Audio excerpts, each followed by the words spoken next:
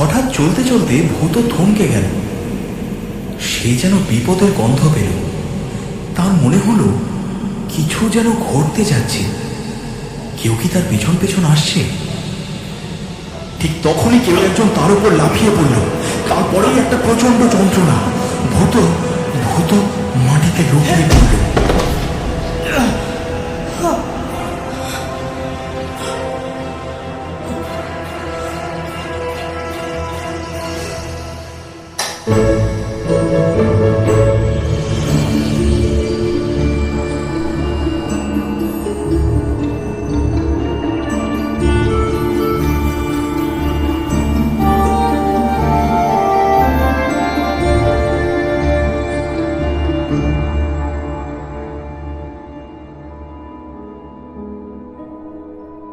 সাহিত্যের বিভিন্ন আঙিনা থেকে বাছাই করে নিয়ে আসা কিছু মণিমাণিক্য দিয়ে তৈরি আপনাদের প্রিয় কাহিনী। হাই, আমি অপরূপা। আজ কাহিনী শুনবেন শ্রদ্ধেয় মানবেন্দ্র পালের লেখা একটি ক্লাসিক গোয়েন্দা কাহিনী। লেখকের জন্ম 1926 সালে। একসময় যুগান্তর সহ আরও অন্যান্য পত্রিকায় একের পর এক গল্প লিখে পাঠকদের মুগ্ধ করে রেখেছিলেন। কর্মজীবনে তিনি ছিলেন বিশ্বভারতীর গ্রন্থন বিভাগের প্রকাশন শাখার ডেপুটি ডিরেক্টর। নবকল্লোল পত্রিকায় নিয়মিত লিখতে লিখতে শুকতারা পত্রিকাতেও শিশুদের জন্য অজস্র ভৌতিক গল্প ও উপন্যাস লিখেছেন। লেখক পুত্র চিত্র কল্যাণ পালকে অসংখ্য ধন্যবাদ আমাদের এই প্রচেষ্টায় আমাদের পাশে থাকার জন্য। আজ কাহিনী শুনবেন মানবেন্দ্র পালের লেখা ডিটেকটিভ সনৎ চৌধুরী সিরিজের কাহিনী সামান্য একটা খুন। সনৎ চৌধুরীর ভূমিকায় সোমক, গল্প পাঠে ও অন্যান্য চরিত্রে সৌভিক, কৃষ্ণময়, অর্পণ, বুবাই, অভিষেক, পার্থ, সৌমিক, অর্ণব, অলিভিয়া, প্রীতম, আবির, বিশাল এবং আমি অপরূপা। গল্প শুরু করার আগে খুব গুরুত্বপূর্ণ কথা, সিগারেট বা অন্যান্য মাদকদ্রব্য খাবেন না প্লিজ। এগুলি ক্যান্সার সহ আরও অনেক রোগের কারণ। আর হ্যাঁ, গল্পটা যদি আপনাদের ভালো লাগে তাহলে প্লিজ গল্পতে একটা লাইক করে কাহিনী একটা সাবস্ক্রাইব করে দেবেন কাইন্ডলি। শুরু হচ্ছে মানবেন্দ্র পালের লেখা গোয়েন্দা কাহিনী সামান্য একটা খুন। সাহিত্য দীর্ঘজীবী হোক।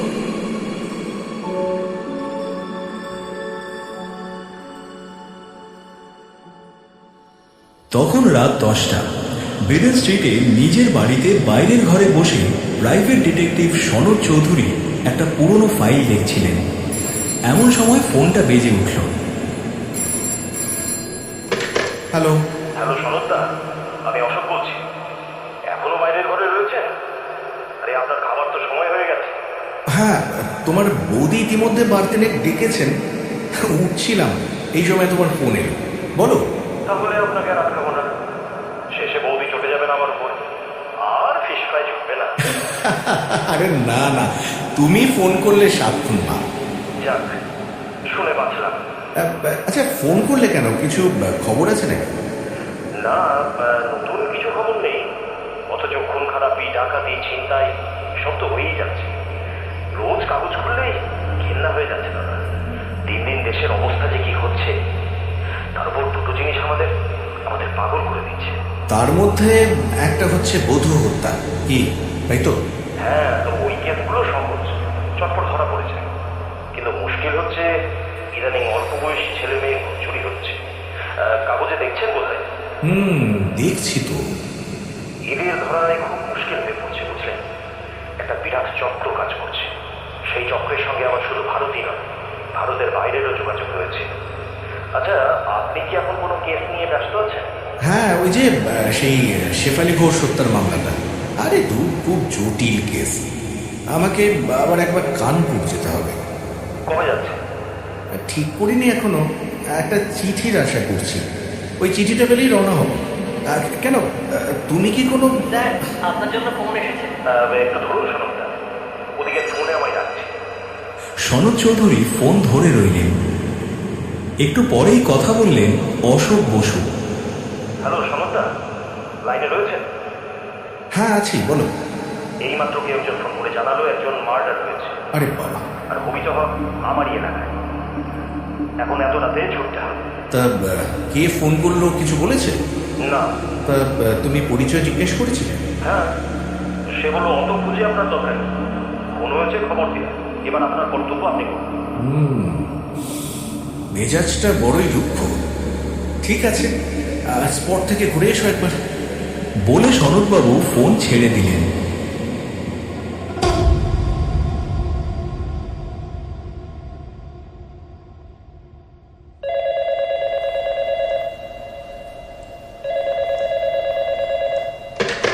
কি হলো, কাল গিয়েছিলে নাকি? হ্যাঁ, সাদামাটা কেস। একটা নামগোত্রহীন সাধারণ লোক খুন হয়েছে। দেখলে মনে হয় সমাজবিরোধী দলেরই একজন, সম্ভবত তার দলেরই কেউ খুন করেছে। দেখো, সাধারণ লোক হলেও খুন তো খুনই, তাই না? কাজেই তোমাকে পুলিশের কর্তব্য তো করতেই হবে। তা কি ব্যবস্থা করলে? ওই তো লাশ পোস্টমর্টেমে পাঠিয়েছি আর পুলিশ পিকেট বসিয়েছি। এত রাতে এর চেয়ে বেশি আর কি করতে পারি। তবে আজ একবার যাবো তদন্ত করতে। যাও তাহলে। তবে কাল যে তোমাকে ফোনে খবরটা দিয়েছিল, তার বলার ভঙ্গি তুমি যা বললে, তা যদি হুবহু ঠিক হয়, তাহলে বুঝতে হবে লোকটা সহজ নয়, খুব একটা সুবিধের নয়। এ কথা কেন বলছেন? দেখো, বাড়িতে খুন হলে বাড়ির লোক খাউমাউ করে থানায় ছুটে আসে। রাস্তায় মৃতদেহ পড়ে থাকতে দেখলে পাবলিকে থানায় একটা ফোন করে দিয়ে খালাস। নাম জিজ্ঞেস করলে হয়তো হাঙ্গামার ভয়ে বলতে চায় না, কিন্তু বলার ভঙ্গিতে একটা নম্রতা থাকে। কিন্তু কাল যে তোমাকে ফোন করেছিল, সে যেন খানিকটা হুমকি দিয়ে ফোনের খবরটা দিয়েছিল। সে যেন তোমায় একটা চ্যালেঞ্জ ছুড়ে দিয়েছিল। কাজেই লোকটা ঠিক পাবলিকের একজন নয়। অবশ্য সবই এখানে বসে আমার অনুমান করতে পারো। বলছিলাম সনদদা, কেসটা আপনিও একটু দেখবেন নাকি? না না, আমার দেখার কোনো আগ্রহী নেই। তোমার তো সাধারণ কেস বলে মনে হচ্ছে, তুমি দেখো। তারপর যদি কোনো পরামর্শের দরকার হয়, তখন আমি তো আছি। অনেক অনেক ধন্যবাদ সনদদা। তাহলে এখন ফোন রাখছি।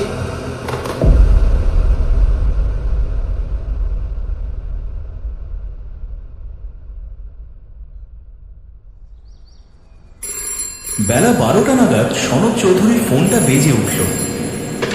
হ্যালো হ্যালো, গোয়েন্দাবাবু কথা বলছে? সনদ চৌধুরীর ভুরু দুটো কুঁচকে গেল। গলার স্বরটা যেন কেমন, যেন বিদ্রুপ ছিটকে পড়ছে। গম্ভীর গলায় উনি বললেন, কে আপনি? তার আগে আপনি বলুন, আপনি কে কথা বলছেন? আমি আমি সনদ চৌধুরী। ব্যাস ব্যাস, আমার এই নামের লোকটির সঙ্গেই কথা বলার দরকার ছিল। শুনুন, কোথায় কোন একটা আজে বাজে লোক খুন হলো, তাই নিয়ে আপনার বিহারের ইন্সপেক্টর আপনাকে তদন্ত করতে বলছে কেন? আপনি যে রাজি হননি, এটা বেশ বুদ্ধিমানের মতনই কাজ করেছেন। অশোক বোস নিজেই চেষ্টা করে দেখুক না আপনিকে ধরতে পারে কিনা। তবে খবরদার, আপনি কিন্তু মাথা গলাতে যাবেন না। আশা করি আমার কথাটা বুঝতে পেরেছেন। সনদবাবু ভারী গলায় বললেন, আপনি কি আমাকে ভয় দেখাচ্ছেন নাকি? সে আপনি যা বোঝেন, তবে মাথা গলালে বলটা কিন্তু মোটেই ভালো হবে না। আমার কথাটা মনে রাখবেন, কেমন?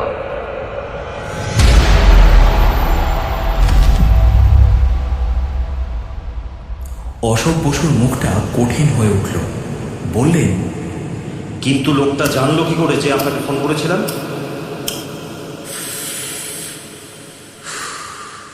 নিশ্চয়ই কেউ ফোনটা শুনেছিল। তবে সে খুনিদেরই দলের কেউ, জানো। তুমি খুব ভালো করে একবার মনে করার চেষ্টা করো তো। অশোক বোস থতনিতে হাত রেখে কিছুক্ষণ অন্যদিকে তাকিয়ে ভাবলেন। তারপর বললেন, হ্যাঁ হ্যাঁ, মনে পড়েছে। একজন এসেছিল বটে। এসেছিল? কেন এসেছিল? চুরি কেসে একটা আসামির খোঁজ দিতে। তার চেহারাটা কেমন মনে আছে? আছে। তেমন বিশেষত্ব নেই, খুব সাধারণ। একটা কাজ করো তো, একটু অপেক্ষা করো। কাবেরী এক্ষুনি চলে আসবে। ওর কাছে ডেসক্রিপশনটা দাও। ও সেই ডেসক্রিপশন শুনে লোকটার একটা ছবি এঁকে দেবে, কেমন? কাবেরী মানে আপনার সেই অ্যাসিস্ট্যান্ট? হ্যাঁ, ও খুব সুন্দর স্কেচ করতে পারে। আর শোনো, এই কেসটা আমি নিলাম। আশা করি তুমি তোমার সর্বশক্তি দিয়ে আমায় সাহায্য করবে। অশোক বোস এক মুখ হেসে তাঁর ডান হাতটা বাড়িয়ে দিলেন। সনদ চৌধুরী যেন নিজের মনেই বললেন, একটা অতি সাধারণ লোক, হয়তো লেখাপড়া জানে না, 5 জনে তাকে জানে না, চেনে না, হয়তো বাজে লোকের সঙ্গেই তার মেলামেশা, সে খুন হলো। এমন তো আকছার কতক্ষণই হচ্ছে, কিন্তু তার জন্যেই আমাকে শাসানি। আশ্চর্য, স্ট্রেঞ্জ।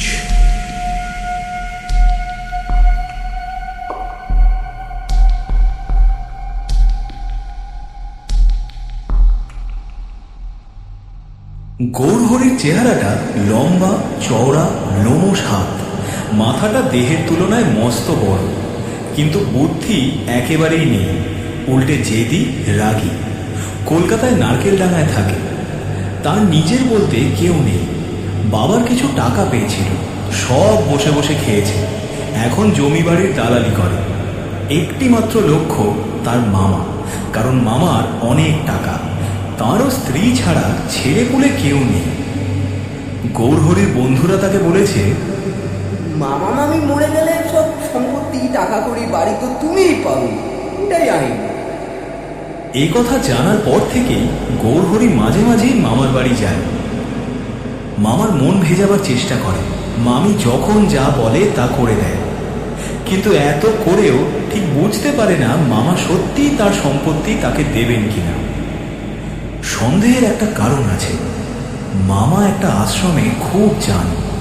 গৌরহরির ভয় মামা তার সব টাকা পয়সা আশ্রমকে দান করে দেবেন না তো। যতই ভাবে ততই গৌরহরি ছটফট করে, রাত্রিরে ভালো করে ঘুমোতেও পারে না। গৌরহরির কাছে যে বন্ধুরা প্রায়ই আসে তারা হলো রাজু, সতীকান্ত আর ভূত। চাকরি বাকরি করে না, কি যে করে তা কেউ জানে না। এরাও তকে তকে আছে বোকা গৌরহরিটা মামার পয়সা কড়ি পেলে তাতে ভাগ বসাবে। সেই জন্যেই প্রায় তারা গৌরহরিকে জিজ্ঞেস করে মামার কাছে সে যাচ্ছে কিনা, টাকা পয়সার কথা মামা কিছু বলছে কিনা। গৌরহরি শুধু শুকনো মুখে মাথা নাড়ে, বলে, কিছুই বুঝতে পারছি না। গৌরহরির বন্ধুদের মধ্যে রাজু মারদাঙ্গা প্রকৃতি, কথায় কথায় চর চাপড় ঘুষি চালায়। সতীকান্ত 1 নম্বরের ধাপ্পাবাজ, স্রেফ গুলপট্টি মেরে কতজনকে যে ঠকিয়েছে তার হিসেব নেই। আর ভূতটা রোগাপটকা দেখতে, খুব নিরীহ প্রকৃতি, কিন্তু দু চোখে নিঃশব্দ শয়তানি খেলে। এরা সবসময় মামা সম্পত্তি হাতাবার জন্য গৌরহরিকে উস্কানি দেয়। গৌরহরি কেবল নিজের কপাল দেখায় আর দীর্ঘশ্বাস ফেলে বলে, দেখি ভাগ্যে কি আছে। ভাগ্যের কথাই যখন উঠল তখন বন্ধুরা পরামর্শ দিল প্ল্যান চেট করতে। কাপ চেলে মৃত কোনো আত্মাকে ডেকে জিজ্ঞেস করা মামার সম্পত্তি পাবে কিনা। মৃত আত্মা তো আর মিথ্যে কথা বলবে না। তাই শুনে গৌরহরি আনন্দে লাফিয়ে উঠল। প্ল্যান চেট করা তো কঠিন কিছু নয়, চাই শুধু একটা চায়ের কাপ আর চক খড়ি। এরপরেই এক অমাবস্যার রাত্রে মেঝে মুছে ধূপ জেলে খড়ি দিয়ে বৃত্ত এঁকে তার গায়ে ইংরেজি বর্ণমালাগুলো বসিয়ে কাপ উপুর করে বসল। কিন্তু গোল বাঁধল একটা ব্যাপারে, যে দুজন কাপে আঙুল ছুঁয়ে চোখ বুজে যে মৃত আত্মাকে স্মরণ করবে সে যেন ওই দুজনেরই চেনা হয়, তার মুখটা এদের দুজনের চোখের সামনে ভাসবে। কিন্তু এমন কাউকে পাওয়া গেল না যাকে দুজনেই চেনে।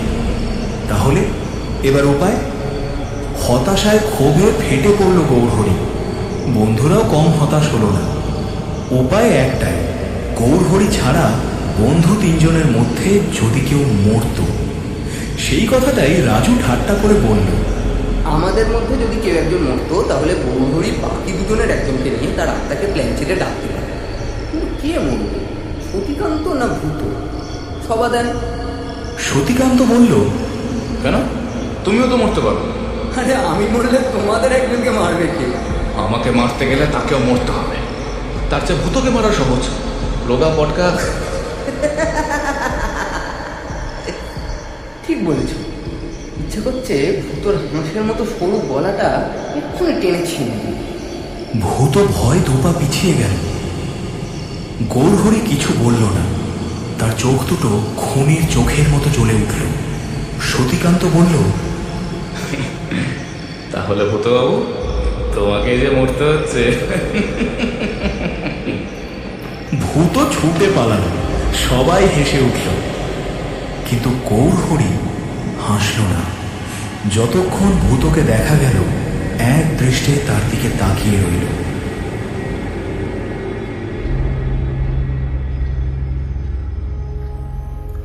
দিন চারেক পরে ভূত আর গৌরহরির বাড়ি যায়নি।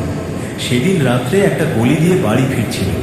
তার বেজায় রাগ হয়েছে রাজু, সতীকান্ত আর গৌরহরির ওপর। মনে মনে গর্জাচ্ছিল, আমায় খুন করবে? অত সহজ নয়। আমার শরীরটাই আমার এরকম। তাতে কি এখন গায়ের জোর বড় কথা নয়, বড় কথার সঙ্গে যন্ত্রপাতি আছে কিনা। অন্ধকারে চলতে চলতে একটা ইটে হোঁচট খেল। আমায় মারবে ওরা? ওরা তো জানেন এই রোগা পটকা শরীর নিয়ে তিনটে লাশ ফেলেছি, সে পুত্তির জোরে। দরকার হলে আরো দুটোকে সরাবো। হ্যাঁ, না দুটো কেন, তিনটে। গৌরহরির চাউনিটা তো দেখলাম, এরা এক্ষুনি বাঘের মতো ঝাঁপিয়ে পড়বে। ফিরে প্ল্যানচেটে অত্যা নামাবে। হঠাৎ চলতে চলতে ভূত থমকে গেল। সে যেন বিপদের গন্ধ পেল। তার মনে হলো কিছু যেন ঘটতে যাচ্ছে। কেউ কি তার পেছন পেছন আসছে? ঠিক তখনই কেউ একজন তার উপর লাফিয়ে পড়ল। তারপরেই একটা প্রচন্ড যন্ত্রণা। ভূত মাটিতে লুটিয়ে পড়ল।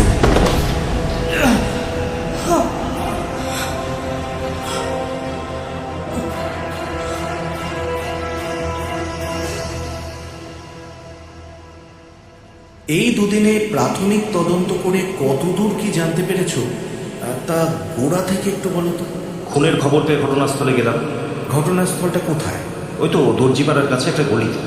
বেশ, তারপর বলো। গলিটা বেশ অন্ধকার। 7-8 জন লোক দাঁড়িয়ে দাঁড়িয়ে দেখছে। কেউ একজন বলল পুলিশ একটা ফোন করে দিতে হবে।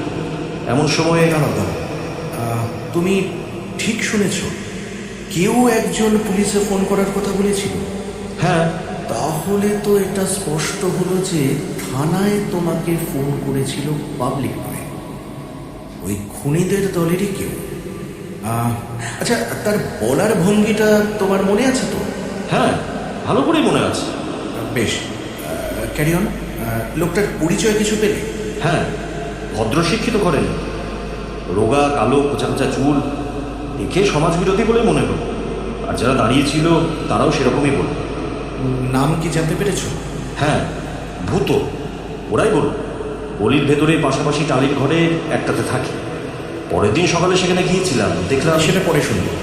তার আগে বলো কিভাবে লোকটা মরল। পেটের ডান দিকে ছোড়া মেরেছি। ছোটাটা পেয়েছো? না। আচ্ছা, সকালে ভালো করে খুঁজেছিলে তো? হ্যাঁ, খুঁজেছিলাম তো, কিন্তু পাইনি। সনদবাবু কিছুক্ষণ চুপ করে রইলেন। এই ফাঁকে সনদবাবুর কাজের লোকটি 2 কাপ কফি দিয়ে গেল। সনদবাবু আবার জিজ্ঞেস করলেন, আচ্ছা, একটা কথা বলো, লাশটা ঠিক কিভাবে পড়েছিল? উপর হয়ে। আচ্ছা, একটা কথা বলো, রাস্তার মাঝখানে পড়েছিল নাকি এক পাশে? রাস্তার মাঝখানে। ফটোগ্রাফার নিয়ে গিয়েছিলে? হ্যাঁ, সে তো নিয়ে যেতেই। ছবি এনেছো? অশোকবাবু ব্রিফকেস খুলে মৃতের বিভিন্ন দিক থেকে তোলা অনেকগুলো ছবি সনদবাবুর হাতে দিলেন। সনদবাবু গভীর মনোযোগের সঙ্গে ছবিগুলো দেখতে লাগলেন। অশোকবাবু ধীরে ধীরে কফি খেতে লাগলেন। একটু পরে সনদবাবু বললেন, আচ্ছা, লাশটা যেখানে পড়েছিল সেখানে ধস্তাধস্তির কোনো চিহ্ন পেয়েছিলে? না। সনদবাবু এবার তার অ্যাসিস্ট্যান্টকে ডাকলেন। অ্যাসিস্ট্যান্টের নাম কাবেরী, বয়স 30-এর মধ্যে, ছিমছাম, বুদ্ধিমতী। সনদবাবু বললেন, আচ্ছা, নোট করো তো কাবেরী। নিহত ব্যক্তির নাম ভূত, সম্ভবত সমাজ বিরোধীদের একজন। হয়েছে? হ্যাঁ, আচ্ছা, হ্যাঁ, এবার লেখো, পেছন থেকে তার পেটের ডান দিকে ছোড়া মারা হয়েছিল। পিছন থেকে আক্রান্ত হয়েছিল বলে সে বাধা দিতে পারেনি। ডান। অন্য কোথাও খুন করে এখানে এনে ফেলে দেয়নি, তাহলে মৃতদেহ রাস্তার মাঝখানে পড়ে থাকতো না। বলছিলাম সনদদা, গোড়াতেই আমাদের কিন্তু একটু ভুল হচ্ছে, আর এই ভুলটা অবশ্য আমারই। সনদবাবু আর কাবেরী দুজনেই জিজ্ঞাসু দৃষ্টিতে অশোকবাবুর দিকে তাকালেন। ভূত তখনও মারা যায়। হ্যাঁ? কি? রাতের অন্ধকারে ঠিক বোঝা যায়, হাত পা ঠান্ডা হয়ে গিয়েছিল, দেহটা স্টিফ, তবু কর্তব্য মনে করে হাসপাতালে পাঠিয়েছিল। তখনও একটুখানি প্রাণ ধুকপুক করছিল, স্যালাইন রক্ত দিয়ে তাকে বাঁচানোর চেষ্টা করা হয়েছিল, কিন্তু বাঁচেনি। একটু জ্ঞান ফিরেও এসেছিল। আমি ওর মৃত্যুকালীন স্টেটমেন্ট নিতে চেষ্টা করেছিলাম, নামও জিজ্ঞেস করেছিলাম, কিন্তু কিন্তু বলতে পারিনি। তবে খুব অস্পষ্টভাবে দুটো নাম উচ্চারণ করছিল। কি নাম? একটা নাম বলল রাজু, আর একটা সতী। সতী? বোধহয় কোনো মেয়েটে হবে। পুরুষও হতে পারে, হয়তো ধরো সতীনাথ কিংবা সতীশ হতে পারে। যাই হোক, খুব ভালো ক্লু পাওয়া গেল। কিন্তু আরও একটা নাম বলতে চেষ্টা করছিল বলে মনে হচ্ছিল, কিন্তু কিন্তু তখনই তার চোখ দুটো মরা মাছের চোখের মতো হয়ে গেল। আচ্ছা কাবেরী, নোট করছো তো সব? হ্যাঁ স্যার, নোট করছি। আচ্ছা অশোক, তোমাদের খাতায় অপরাধীদের যে লিস্ট আছে একটু খুঁজে দেখো তো, তাতে রাজু বা সতীর নাম আছে কিনা। ভূতর নামটাও দেখো, কেননা ভূত যদি সমাজ বিরোধী হয় তাহলে তার সঙ্গীরা কখনো সাধু হতে পারে না। আপনি বলবার আগেই দেখেছি, কিন্তু রাজু বা সতীর নাম পেলাম। আরে শুধু রাজু বলে নাম খুঁজলে হবে না, ওটা হয়তো ডাক নাম। ভালো নাম হয়তো ধরো ওই রাজেশ কিংবা রাজীব কিংবা ওই রাজা, এই টাইপের কিছু একটা হবে। ঠিক আছে, আজই দেখুন। আর সেই সঙ্গে ভূত। এতক্ষণে কফি ঠান্ডা হয়ে গিয়েছিল। অগত্যা তাই খেতে লাগলেন সনদবাবু। পায়ের কাছে কুকুরটা লোভীর মতো তাকিয়েছিল, তার দিকে এক টুকরো বিস্কুট ছুঁড়ে দিলেন। এবার বলো, ভূতর ঘরটা কেমন ছিল? বস্তির মতো জায়গাটা, পরপর তিনখানা টালির ঘর। একজন একটা ঘর দেখিয়ে দিয়ে বলল ভূত এখানেই থাকতো, তবে রোজ নয়, মাঝে মাঝে আসতো। পাশের ঘরের লোকেরা বলল ভূত যে কী করতো তা কেউ জানে। খুব কম কথা বলতো, সবসময় কি চিন্তা করত। যদিও সে প্রতিবেশীদের সঙ্গে খারাপ ব্যবহার কখনো করে, তবু তার হালচাল দেখলেই নাকি বোঝা যেত ও অন্ধকার জগতে। বোধহয় চোরা কারবার করত। আচ্ছা, ওর ঘরটা সার্চ করেছিলে তো? ঘর তালাবন্ধ ছিল, তালা ভেঙে ঢুকেছিল। সেরকম বিশেষ কিছুই ছিল না, নোংরা বিশৃঙ্খল ঘর। মনে হয়েছিল এ ঘরে মানুষ থাকতে পারে। ঘরটা সিল করে দিয়েছো তো? অবশ্যই। ঠিক আছে। আচ্ছা, এবার তুমি খাতা দেখে জানাও তো রাজু বা সতী বা ভূতর ঠিকানা পাও কিনা। অশোক বসু উঠে পড়লেন। জিপে উঠতে যেতেই দেখলেন একটা লাল রঙের মারুতি গলির মুখে দাঁড়িয়ে আছে। গাড়িতে কেউ নেই।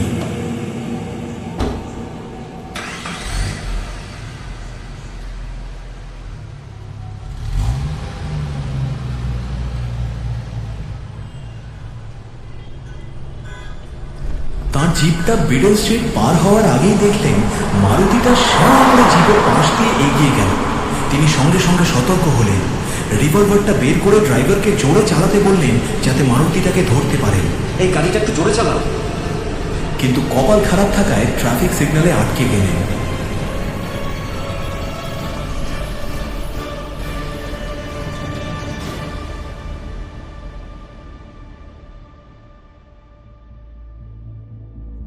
খাতা থেকে পাওয়া গেল তিনটে নাম, রাজা, রাজেশ আর রাজনন্দন।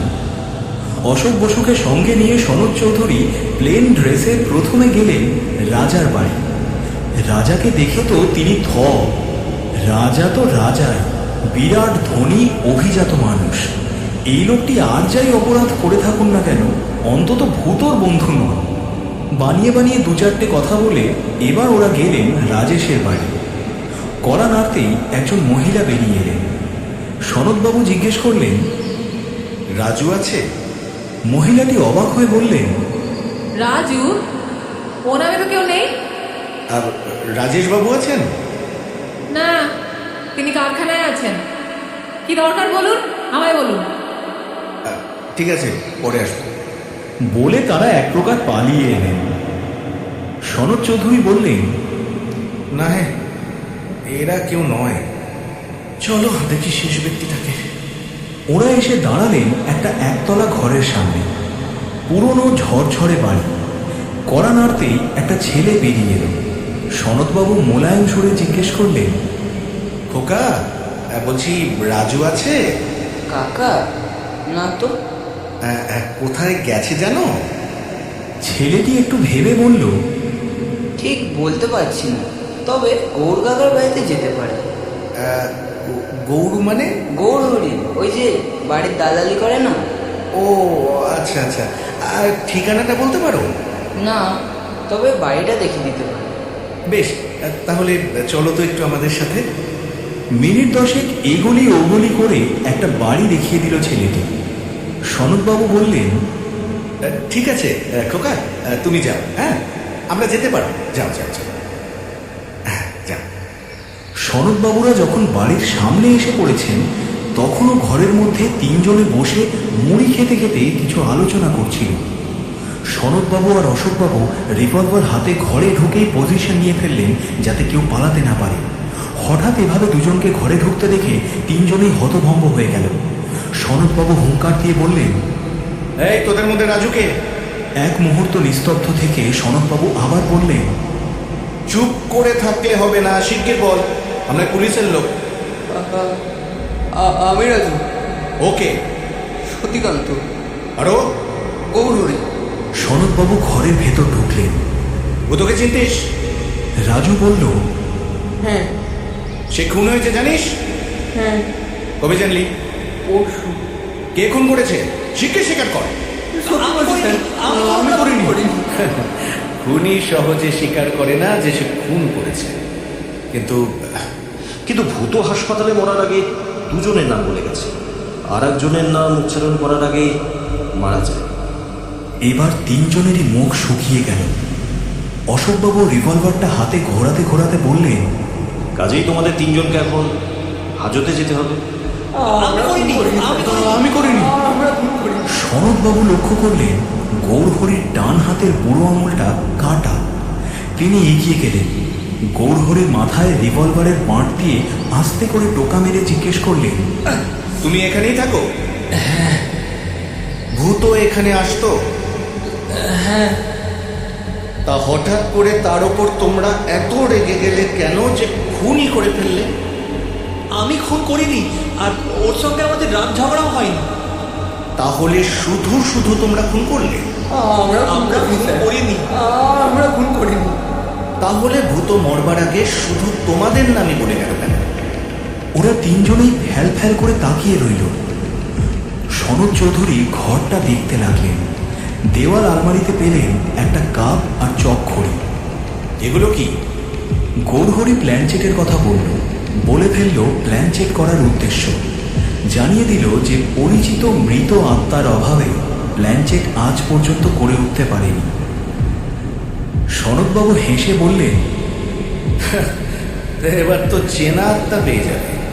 ভূতর একেবারে টাটকা আত্মা কি, তাই না? আর এই জন্যই তোমরা ভূতকে খুন করেছ। সনদদা, মার্ডারের মোটিভ এখন আর অস্পষ্ট নয়। এখন শুধু একটাই প্রশ্ন, এই তিনজনের মধ্যে কে খুন করেছে, আর সেটা জানতে খুব অসুবিধা হবে না। সনদ চৌধুরী চিন্তিত মুখে ঘর থেকে বেরিয়ে এলেন।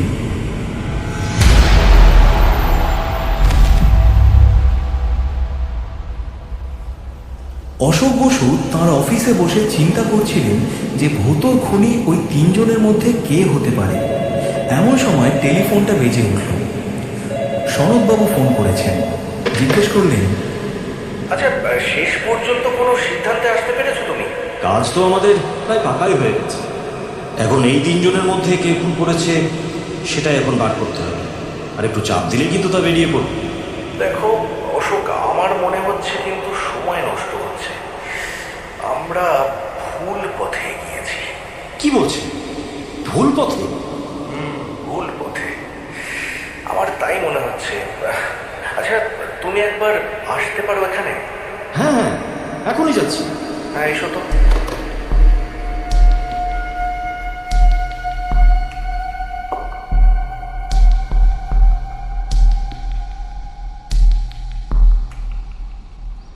দেখো, কাপ চেলে প্ল্যানচেট করার উদ্দেশ্য আমরা ওদের মুখ থেকেই সব শুনেছি। এখন আমি তোমাকে কয়েকটা প্রশ্ন করবো, কেমন? তুমি তার ঠিকঠাক উত্তর দেবে। বলুন। দেখো, সামান্য প্ল্যানচেট করার জন্য কেউ খুন করতে পারে? না না, পারে না। আমার দ্বিতীয় প্রশ্ন, এই খুনের পেছনে কার লাভ? গৌরহরির। কি লাভ? মামার সম্পত্তি পাওয়া। প্ল্যানচেটে যদি বলেই দেয় পাবে, তাহলে কি পাবে? প্ল্যানচেট কি এতই অভ্রান্ত? অভ্রান্ত যে নয় তা ওরাও নিশ্চয়ই জানত। প্ল্যানচেট করা নিছকই কৌতূহল, আর শুধু কৌতূহলের বশে কেউ খুন করতে পারে না, তাই তো? এটা তো আপনার অনুমান। গৌরহরির বুদ্ধিশুদ্ধি নেই, কৌতূহলের জন্য খুন করতে পারে। না না, গৌরহরি অন্তত নিজের হাতে খুন করতে পারে না। অশোকবাবু অবাক হয়ে তাকালেন। তুমি ওর ডান হাতটা দেখোনি, বুড়ো আঙুলটাই তো নেই, কাজেই ও শক্ত করে ছুরি ধরতে পারবে না। আর বাঁ হাতের তো প্রশ্নই ওঠে না, কেননা ভূতকে ছুরি মারা হয়েছে ডান দিক থেকে, তাই তো? হ্যাঁ। এবার তাহলে প্রশ্ন বাকি দুজনকে নিয়ে। কিন্তু তারা গৌরহরির জন্য খুন করতে যাবে কেন? কি লাভ তাদের? তুমি বলবে গৌরহরি টাকা ঢেলেছে, তাই তো? সেরকম ভাবাটা বোকানো, কেননা গৌরহরির তো টাকাই নেই। Very good. তাহলে আমার মনে হচ্ছে পেছনে অন্য ব্যাপার আছে, নইলে আমাকে শাসানি কে দিয়েছিল? এরা কেউ দেবে ভাবাই যায় না। মনে করে দেখো, মারুতি গাড়ি চড়ে তোমার পিছু নিয়েছিল কারা? তারা কি রাজু, সতীকান্ত বা গৌরহরি? ইম্পসিবল। কিন্তু সমুদ্রা, বড় কোনো দলই যদি খুন করবে, তাহলে সাবেকি পদ্ধতিতে ছুরি মেরে গেল। অশোক, মাঝে মাঝে না তুমি একেবারে ছেলে মানুষের মতো কথা বলো। আরে তারা কি নিজে হাতে খুন করবে? লোক লাগাবে। ভূতর মতো একটা ফড়িংকে খুন করতে গুলি খরচ করবে কেন? হ্যাঁ, কিন্তু ভূতকে মারার দরকার হলো কেন? সেই রহস্যটাই আমাদের ভেদ করতে হবে। আপনার সব যুক্তিই ঠিক সনদদা। আচ্ছা, এবার আপনি একটু আমায় বলুন তো, কেন ভূত মরবার আগে এদেরই নাম বলে গেল? আর শেষ জবানবন্দি তো আমি নিয়েছিলাম। আচ্ছা, তুমি না একবার ওদের সঙ্গে দেখা করে একটা কথা জিজ্ঞেস করবে। যখন ওরা জানা লোকের আত্মার সন্ধানের জন্যে ভূতকেই খুন করার কথা বলছিল, তখন সামনে ভূত ছিল কিনা? যদি থেকে থাকে, তাহলে সেই কথা শোনার পর ভূত আর ওদের ওখানে গিয়েছিল কিনা? এর উত্তর কি হবে তা আমি জানি, তবু জিজ্ঞেস করো। আর ভূতর ঘরের চাবিটা আমাকে দিও, কেমন?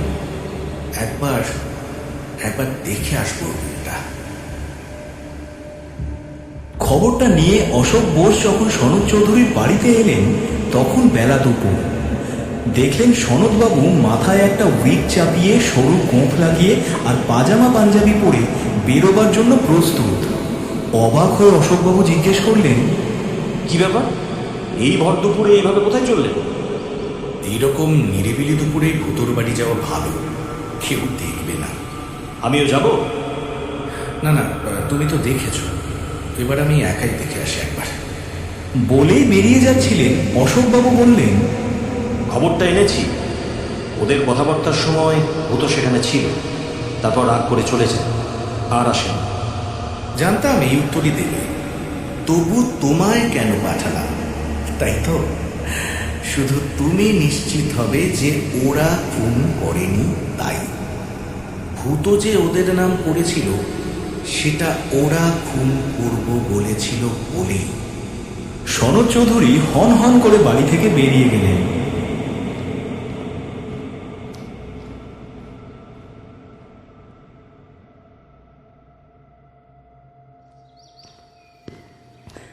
সার সার কয়েকটা টালির ঘর, সামনে খানিকটা খোলা জায়গা। বেলা 2টো বলেই ঘর থেকে কেউ বেরোয়নি, আর সনদবাবু এটাই চাইছিলেন, যেন কেউ দেখতে না পায়। তিনি নিঃসংকোচে ভূতর ঘরের দিকে এগিয়ে গেলেন। রং ওঠা নড়বড়ে দরজা, কিন্তু এ কি, তালা খোলা, অথচ অশোকবাবু তো তালা বন্ধ করে এসেছিলেন। তাহলে এত সাহস কার হলো? হঠাৎ একজন বৃদ্ধ কাছে এসে দাঁড়াল, খালি গা, পরনে ছেঁড়া লুঙ্গি। ভূতকে খুঁজছেন সাহেব? সে তো আর নেই। হ্যাঁ, তা আমি জানি, তবে ও আমার কাছে কিছুদিন কাজ করেছিল, আমার কাছ থেকে একটা জিনিস নিয়ে এসেছিল। সে তো আর পাওয়ার উপায় নেই, তবু দেখতে এলাম যদি পাওয়া যায়। দেখুন, কিছুই পাবেন না। পুলিশ এসেছিল, তারপর 3 জন বাবু এসেছিলেন গাড়ি হাঁকিয়ে, উনি কিছু নিয়ে গেছেন। 3 জন বাবু এসেছিল গাড়ি নিয়ে? কবে এসেছিল? হয়তো পরশু। আচ্ছা, তারা কারা সেটা জানো তুমি? আগে না সাহেব, আমি আদার ব্যাপারে জাহাজের খোঁজ রাখি না। আচ্ছা, তবু যতটুকু জানো একটু ভেবে বলো তো। লোকটা মাথা নাড়ল। সনদবাবু পকেট থেকে 50 টাকার একটা নোট বের করে ওর হাতে গুঁজে দিলেন। লোকটা তো অবাক। এবার বলো, কোনো ভয় নেই। লোকটা যা বলল তা হলো, এই ভূত চোরা কারবারি, চোরা চালানির কাজ করত। মাঝে মাঝে গাড়ি চড়ে বাবুরা আসতো, সলা পরামর্শ হতো, বোঝা যেত ভূতকে দিয়ে তারা অনেক অপরাধের কাজ করিয়ে নিত। হ্যাঁ, তারপর একদিন। থামলে কেন, বলো। আরে কোনো ভয় নেই, আমি বললাম তো। আরেক দল বাবু এলো, বুঝলাম এরা নতুন দল, ভূতকে ভাঙাতে চায়। তারপর? ভূত বোধ হয় টাকার লোভে রাজি হয়েছিল, কাজও শুরু করেছিল। তারপর পুরনো বাবুরা এসে শাসিয়ে গেল। সেটা কবে? তা আগে 3-10 হবে। আর কিছু জানো? না আগে। আচ্ছা, ভূত যে এইরকম লোক, সেটা পুলিশে জানাওনি কেন? পাগল হয়েছেন সাহেব, তাহলে কি প্রাণে বাঁচতাম? ঠিক আছে, শোনো, আমি এসেছিলাম সেটা কিন্তু কাউকে আবার বলো না, তোমার বাড়ির লোককেও না, কেমন? আচ্ছা, ঠিক আছে। লোকটা একটু দৌড়ে গিয়ে বসল। সনদবাবু দরজা ঠেলে ঘরে ঢুকলেন। ঘরটা অন্ধকার, ভ্যাপসা গন্ধ। বুদ্ধি করে সনদবাবু টর্চ এনেছিলেন। পকেট থেকে টর্চ বের করে জ্বাললেন। দড়িতে ঝুলছে লুঙ্গি, ছেঁড়া গেঞ্জি, একদিকে মাটিতে মাদুরে গোটানো বিছানা, এক কোণে তোলা উনুন, একটা ছোট হাঁড়ি, কড়াই। ঘরের ডান দিকে লম্বা লম্বা কাঠ, তার উপরে অনেকগুলো চটের বোড়া। এত বোড়া কিসের জন্য সনদবাবু ঠিক বুঝতে পারলেন না। একটা কুলুঙ্গি ছিল, কুলুঙ্গিটা খালি। একটা টিনের বাক্স, ডালা খোলা। বোঝা গেল এর আগে যারা এসেছিল বাক্স ভেঙে সব তারা নিয়ে গেছে। কিন্তু ভূতর ঘরে এমন কি মূল্যবান জিনিস থাকতে পারে যে হঠাৎ ওর দৃষ্টি পড়ল পশ্চিম দিকের দেওয়ালের কোণে একটা ইট পড়ে আছে। ঘরে হঠাৎ একটা ইট কেন? তিনি এগিয়ে গিয়ে ইটটা তুলে নিলেন। কতকগুলো তলা পাকানো খবরের কাগজ। কাগজগুলো সরাতেই একটা গর্ত বেরিয়ে এলো। সনদবাবু টর্চের আলো ফেললেন। একটা সাবানের বাক্স। বাক্সটা বের করে খুললেন। ছোট্ট একটা কম দামি ব্যাটারির হাত ঘড়ি। এরকম হাত ঘড়ি কলকাতার ফুটপাতে বিক্রি হয়। ঘড়ির পাশেই একটা সোনার লকেট। লকেটের নাম লেখা মীরা। তিনি অবাক হলেন, এগুলো ভূত পেল কোথায়, আর কেনই বা লুকিয়ে রাখা? তারপরেই বুঝতে পারলেন এগুলো আসলে চোরাই মাল, লোভে পড়ে সরিয়ে রেখেছিল। সোনার লকেটের তো দাম আছে, আর ঘড়িটা বোধহয় ভূতর ঘড়ি পরার শখ ছিল, কিন্তু এ তো বাচ্চা ছেলের ঘড়ি। তিনি লকেটটা হাতে নিয়ে ভালো করে দেখতে লাগলেন। হঠাৎ দূরে একটা শব্দ শুনতে পেলেন, গাড়ির শব্দ। তিনি কান খাড়া করলেন। শব্দটা কাছে এগিয়ে আসছে, আরো কাছে। তারপর শব্দটা থামল, আর ঠিক তখনই পিছনের জানলায় ধাক্কা। সনদবাবু জানলা খুলে দিলেন। সেই লোকটা। সাহেব, সেই বাবুরা আসছেন, শিগগিরই পালান। সে কি, কিন্তু পালাবো কোথা দিয়ে? সনদবাবু পাথরের মতো নিশ্চল দাঁড়িয়ে রইলেন। বাইরে গলার স্বর ও জুতোর শব্দ ক্রমেই স্পষ্ট হয়ে উঠেছে। সনদবাবু তাড়াতাড়ি বোড়াগুলো চাপা দিয়ে কাঠের ওপর শুয়ে পড়লেন। 2 মিনিটের মধ্যে লোকগুলো ঘরে ঢুকে পড়ল। আর কিছু পাওয়া যাবে বলে মনে হয় না। না, হ্যাঁ, আরো ভালো করে দেখতে হবে। আমাদের গাড়িটা সম্ভবত ভূতই চুরি করেছি। কারো হাতে ওটা পড়লে তো চিন্তিত। ওতে আমাদের সমস্ত প্ল্যান লেখা আছে। সেই ডায়েরি নিশ্চয়ই ঘরেই কোথাও আছে। কিন্তু ডায়েরির মর্ম কি ভূত বুঝবে যে নেবে? জানি না, তবে খুঁজে দেখতে তো হবে। ওটা ওদের কিংবা পুলিশের হাতে দিলে অনেক টাকা পাবে। থাকলে ভালোই, কিন্তু পুলিশ কি আর খুঁজতে বাকি রেখেছে? পুলিশ মানে ওই হাঁদা পোস্টা, ওর দ্বারা সম্ভব নয়। ভয় একটাই, সনদ গোয়েন্দাটা মাঠে নেমে পড়েছে। ওকে শেষ না করলে নিশ্চিন্ত হওয়া যাবে না। ঠিক আছে, এদিকটা দেখা যাক। চটের বোড়ার নিচে টান টান হয়ে শুয়ে সনদ চৌধুরীর নিঃশ্বাস বন্ধ হয়ে আসছে। কি ভাগ্যিস ঘরটা অন্ধকার। আচ্ছা, ওই কোনটা দেখো তো, অত কাগজ কিসের ওখানে? বলতে বলতে একজন এগিয়ে এলো। এ কি, এখানে যে একটা গর্ত, কিন্তু গর্তের ভেতরে কিছু নেই। এই একবার বোড়াগুলোকে সরিয়ে কাঠগুলো তলাটা দেখলে হয় না? জুতোর শব্দ কাঠগুলোর দিকে এগিয়ে গেল। সনদবাবুর পকেটে রিভলভার রয়েছে, কিন্তু বের করতে গেলে ওরা টের পেয়ে যাবে। তাহলে উপায়? কাঠগুলো সরাবো নাকি? এই কাঠের স্তূপগুলোকে সরানো এই তোমার আর আমার কম্য নয়। বরঞ্চ সামনের বুধবার লোক নিয়ে আসবো, কেমন? বেশ, তাহলে এখন যাওয়া যাক। দরজার বাইরে থেকে ওরা বেরোতে যাবে, ঠিক তখনই সনদবাবুর পকেট থেকে টর্চটা ঠক করে মাটিতে পড়ে গেল। এই কিসের যেন একটা শব্দ হলো না? সনদবাবু বুঝলেন বিপদ এসে পড়েছে। তিনি লাফিয়ে উঠে রিভলভারটা শক্ত করে ধরলেন। তারপর অন্ধকার ঘরের দেওয়ালে গা ঘেঁষে নিঃশ্বাস বন্ধ করে দাঁড়ালেন। শব্দ কই? আমি নিজের কানে শুনেছি। নিশ্চয়ই কেউ ঘরের মধ্যেই রয়েছে। মনে হয় ভূতর দল। জুতোর শব্দ দূরে চলে গেল। তারপরেই গাড়ি স্টার্ট নেওয়ার শব্দ।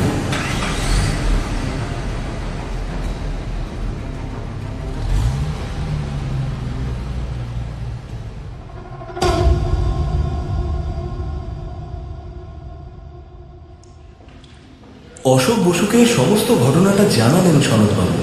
তারপর লকেটটা দেখিয়ে বললেন, এটা দেখছো? শ্যাঁকড়ার দোকানে এটা দেখিয়েছিলাম। খাঁটি সোনার জিনিস। আর এটা কোনো ছোট মেয়ের হাড়ের লকেট। তুমি মিসিং স্কোয়াড থেকে খবর নাও, এই নামে কোনো মেয়ে নিখোঁজ হয়েছিল কিনা। খুব তাড়াতাড়ি খবর চাই, সামনের বুধবারের আগে।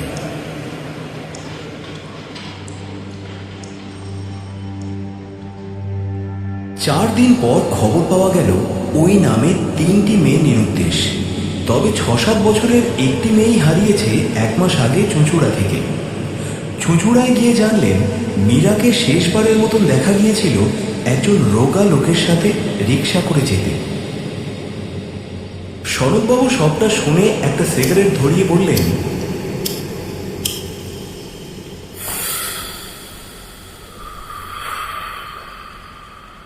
এইবার অনেকটাই পরিষ্কার হয়েছে। পুরোটাই শিশু পাচার চক্রের কাজ একটা। ভূতকে দিয়েই তারা ছোট ছোট ছেলে মেয়েদের চুরি করাত।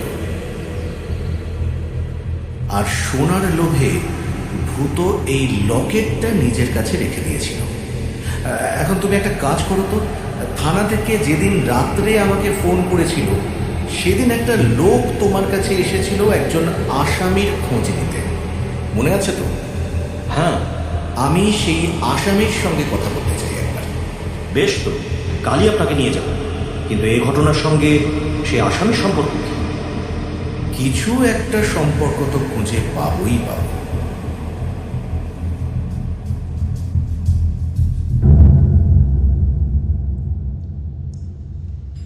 আসামির নাম দুলাল ঘোষ। শক্ত চেহারা, চওড়া চোয়াল, গম্ভীর প্রকৃতির মানুষ।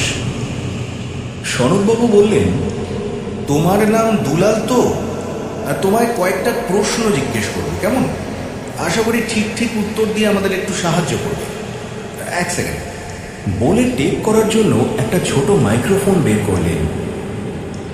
দুলাল ঘোষ কোনো উত্তর দিল না, শুধু সনদবাবুর দিকে তাকিয়ে রইল। হ্যাঁ, এবার বলো, আচ্ছা কয়েকদিন আগে তোমার খোঁজ খবর নেওয়ার জন্য থানায় কারো আসার কথা ছিল? দুলাল নিঃশব্দে মাথা নাড়ল। কারো আসার কথা ছিল না? না। কিন্তু এসেছিল? দুলাল এবার তীক্ষ্ণ দৃষ্টিতে তাকালো। কারো কথা তোমার মনে পড়ছে না? দুলাল ফের মাথা নাড়ল। আচ্ছা আচ্ছা দেখো তো, এই লোকটাকে তুমি চেনো কিনা? বলে অশোকবাবুর বর্ণনা অনুযায়ী কাবেরীর আঁকা স্কেচটা ব্যাগ থেকে বের করে দুলালকে দেখালেন। স্কেচটা দেখেই অমন শক্ত মানুষটার চোখ মুখো যেন ভয়ে কুঁকড়ে গেল। তার মানে তুমি একে চেনো, তাই তো? সে কথার উত্তর না দিয়ে দুলাল ভয়ার্ত গলায় বলল, ও ও কি বলতে এসেছিল? ও বলছিল তুমি নিরপরাধ, তোমায় যেন ছেড়ে দেওয়া হয়। না না না, আমায় ছাড়বেন না, দোহাই আপনাদের। আমি আমি তাহলে মরে যাব। দুলালের কাছ থেকে জানা গেল লোকটার নাম রাকেশ দত্ত। বিদেশে ছোট ছেলেমেয়ে পাচার করা ওর কাজ। অনেক খুন করেছে। দুলালকেও দলে টানতে চেয়েছিল, কিন্তু সে রাজি হয়নি। তাকে খুনের হুমকিও দেয়। তাহলে তুমি বলছো রাকেশই হলো নাটের গুরু, তাই তো? হ্যাঁ হ্যাঁ হ্যাঁ হ্যাঁ, দয়া করে ওকে আমার কথা বলবেন না, তাহলে তাহলে যে আমিও খুন হয়ে যাব।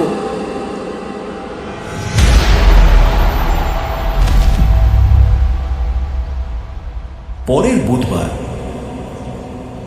বেলা 12টা বাজতে না বাজতেই প্লেন ড্রেসের পুলিশ চারিদিকে লুকিয়ে রইল।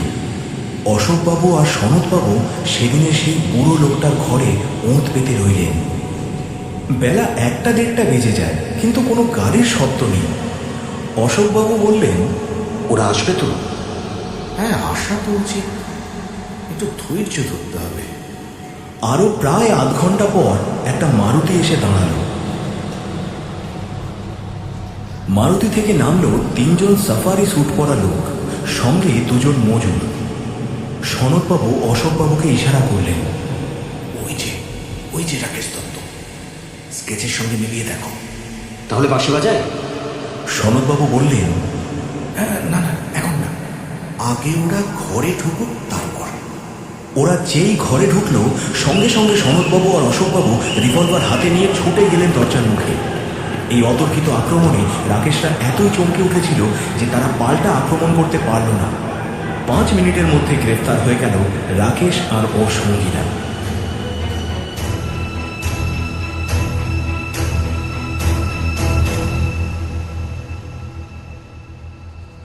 বিকেলে নিশ্চিন্ত মনে কফি খেতে খেতে সনদবাবু অশোক বসুকে বললেন, এবার তাহলে গৌরহরিদের ছেড়ে দিতে পারে। সে এখন স্বপ্ন দেখুক মামার সম্পত্তি পাবে কিনা। তাহলে আলটিমেটলি ধরা পড়লো ছেলে ধরাদের বিরাট একটা চক্র, যারা বিদেশে ছেলে মেয়ে বিক্রি করে দেয়, তাই তো? তাহলে ভূতকে খুন করলো কে? সেটা রাকেশকে চাপ দিলে বেরিয়ে পড়বে। আমার ধারণা রাকেশই খুন দিয়েছে। ভূতর অপরাধ সে অন্য দলে যোগ দিচ্ছিল। যাই হোক, এবার তোমার কেস, বাকিটা তুমি বোঝো। আমি বরং শেফালি ঘোষ মামলায় কনসেন্ট্রেট করি।